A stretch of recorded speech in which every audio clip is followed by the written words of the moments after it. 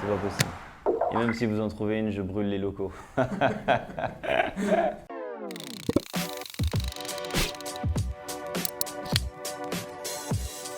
Ah ouais, truc de ouf. C'est le premier groupe de rap français qui met de la lumière sur la section d'assaut. On allait à l'époque où il habitait à Barbès encore, on allait à l'époque toquer à sa fenêtre, moi et Gims, pour lui faire écouter nos freestyles qu'on venait d'écrire, nos projets futurs.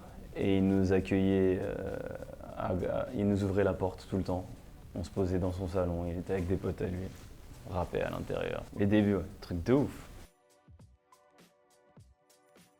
Alors ça, c'est la pochette du Pacte. Le premier EP que j'ai fait, le premier EP qu'un pote à moi il m'a offert qui s'appelle Bakri, qui est toujours pote avec moi jusqu'à présent.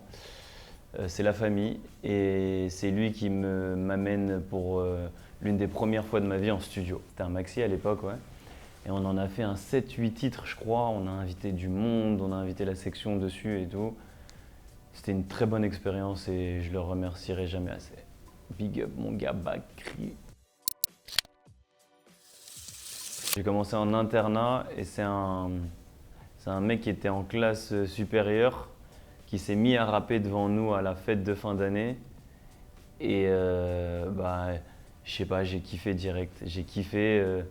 Le mec, tout le monde le regardait, il avait du flow, du style. Et je me suis dit, j'essaierais bien ce truc qu'il est en train de faire.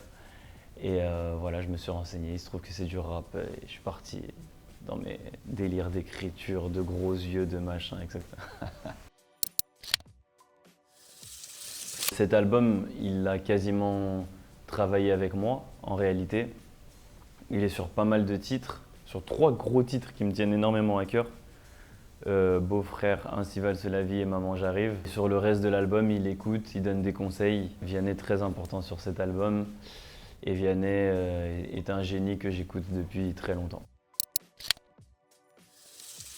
C'est l'asso que je viens de créer avec ma petite sœur, ma grande sœur, enfin en famille. Ça consiste à aider notre région en Guinée-Conakry, développer plein de choses parce qu'il n'y a quasiment rien là-bas. Le sanitaire, l'éducation, toutes ces choses-là, commencer petit à petit dans notre région et agrandir les choses.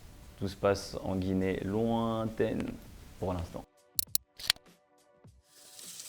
Album plus mature que les 2 précédents. Je vais pas dire c'est un nouveau Black M, mais c'est un Black M que le grand public ne connaît pas forcément. Parce que le grand public me connaît avec les tubes, Sur ma route, Madame Pavoshko, La légende Black, enfin tous ces tubes-là, entre le premier et le deuxième album.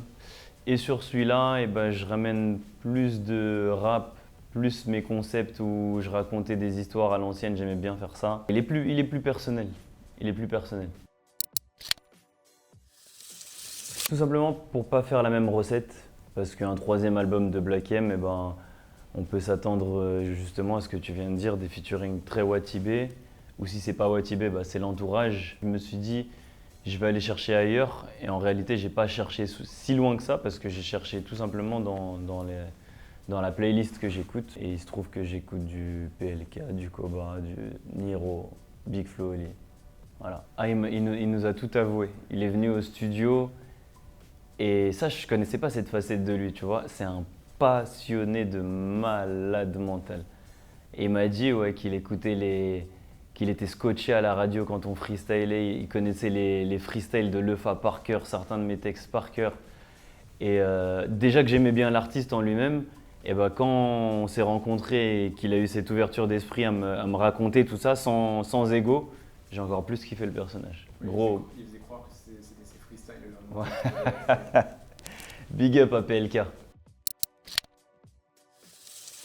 Alors, c'est un album dédié à l'Afrique, qu'avec des featuring africains, les plus grosses têtes de l'Afrique. Il en est où? Il en est à ce qu'il est terminé en réalité, et on attend juste le bon moment pour le lancer. Peut-être que la réédition, ce sera Il était une fois en Afrique, ou je sais pas, on verra. On verra. La FF, la Funky Family, groupe légendaire. Je ne sais pas si tout le monde connaît la Funky Family. La génération d'aujourd'hui, je crois qu'ils ne connaissent pas la Funky. À part si tu connais bien le rap, tu connais pas la Funky Family. Non? Oh là là!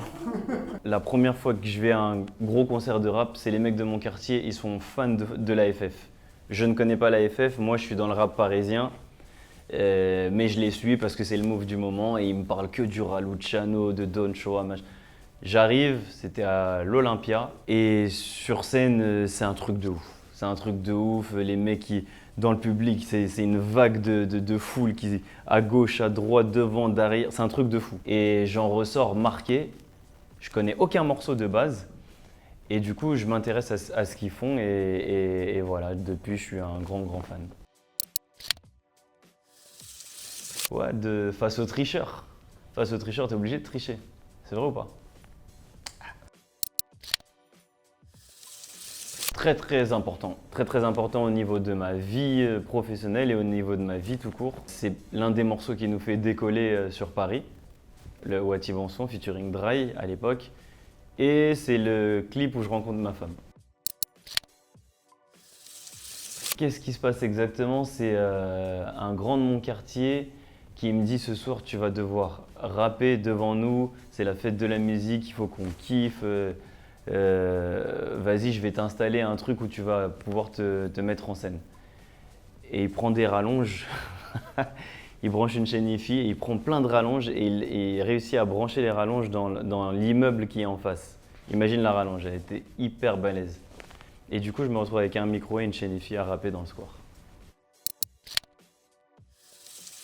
Bah ouais, pour moi, c'est le boss de la musique. C'est en clip, en son, en tout ce que tu veux, en communication.